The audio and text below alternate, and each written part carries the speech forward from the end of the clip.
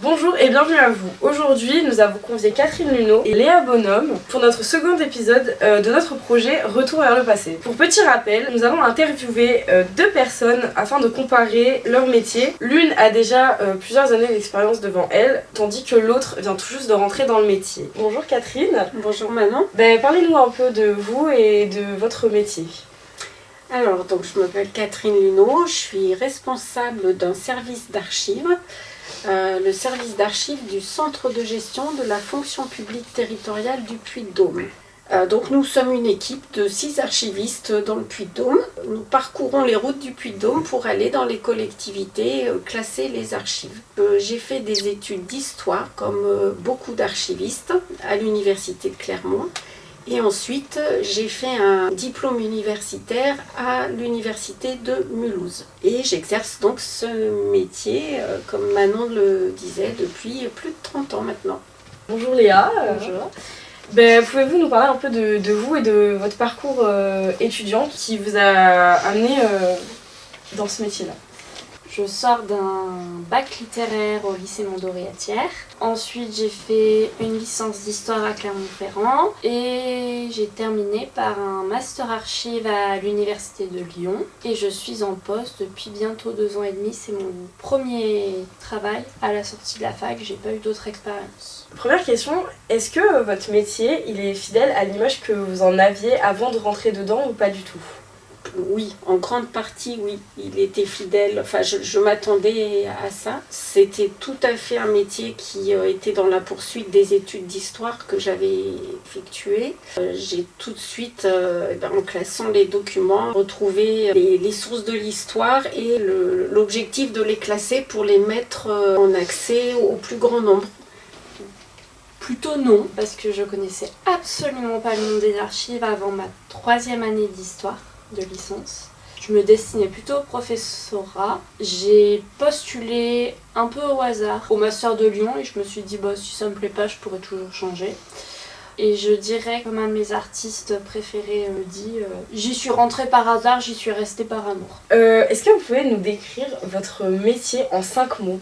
Alors, c'est assez drôle que vous me demandiez en 5 mots, parce que dans les services d'archives, on a l'habitude de définir les missions d'un service d'archives avec 5 mots. Donc, le premier mot, c'est conseiller. C'est conseiller les agents qui travaillent dans les administrations, où nous, on va travailler dans les collectivités. Ensuite, il y a collecter, augmenter les fonds d'archives, augmenter le volume des archives, aller à la recherche des archives, enrichir les archives de la collectivité. Le troisième mot, c'est classer. On a les archives, il faut les classer, c'est-à-dire les ordonner.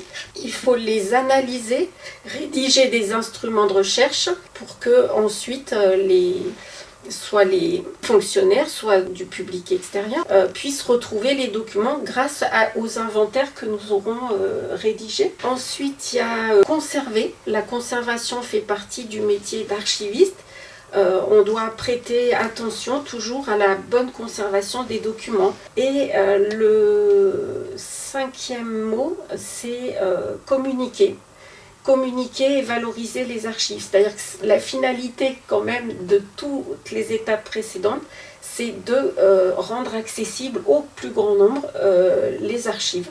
Alors, pour pas reprendre ce Catherine, le premier mot ce serait découverte. C'est un métier où on apprend tous les jours quelque chose de nouveau, où on découvre toujours des choses nouvelles à travers les fonds, à travers les personnes qu'on rencontre. Rencontre, c'est le 2e mot que je dirais. Je m'attendais pas à rencontrer autant de monde quand je suis rentrée dans les archives. Le 3e mot, c'est procédure. C'est au final classer des archives puisque c'est le cœur de mon poste actuel. C'est un métier qui est assez administratif du point de vue des procédures qu'on doit respecter. Un 4e mot, je dirais que c'est intimité.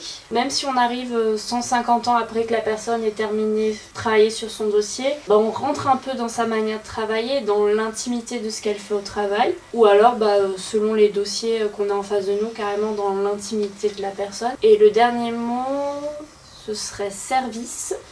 Parce qu'un aspect que j'avais pas du tout envisagé avant de vraiment être en poste, c'était qu'en fait Ce qu'on fait, ça rend service aux personnes qui vont réutiliser les dossiers, à la fois sur un terme très court, ça peut être une secrétaire de mairie à qui on va faciliter la tâche parce qu'elle aura plus de problème pour retrouver les dossiers de sa prédécesseur, ou alors sur le très long terme parce que dans quelques siècles, notre travail sera encore là. Les outils que vous utilisez actuellement ou avant, est-ce qu'ils ont beaucoup évolué ou pas du tout Alors sur les outils, oui, ils ont évolué. Bien sûr, la réglementation, elle a évolué. Il y a eu plusieurs lois sur les archives. Et sur les outils, oui, avec les évolutions technologiques, l'évolution des logiciels, etc. Oui. Et puis maintenant, on a d'autres archives à classer. Puisque moi, quand je suis rentrée dans la profession, on parlait essentiellement des archives papier. Aujourd'hui, on parle toujours des archives papier, sur support papier, mais on est confronté au versement d'archives électroniques, numériques. Quels outils vous disposez pour travailler en général dans ce milieu-là? Au niveau des outils qu'on utilise, nous actuellement on n'a pas de logiciel spécifique à la description d'archives. Du coup on va utiliser les logiciels de traitement de texte classiques, Excel, Word, PowerPoint, etc. Dernière question, est-ce que vous conseillerez le métier d'archiviste à des jeunes qui veulent se lancer ou aller dans les études pour le devenir? Et si vous le conseillez, pourquoi c'est à conseiller aux jeunes? Alors oui, je le conseille parce que c'est un métier où on est à la fois très autonome, mais en même temps très encadré. C'est un métier où on apprend tous les jours des choses nouvelles. C'est un métier où on rencontre beaucoup de personnes très différentes. C'est aussi un métier où on suit un peu l'évolution de la société. Et c'est un métier qui est très valorisant parce qu'on sait qu'on va être utile à la fois à la secrétaire qu'on voit tous les jours dans le bureau et à la fois à l'historien qui dans plusieurs siècles viendra consulter les documents que nous on aura préalablement classés.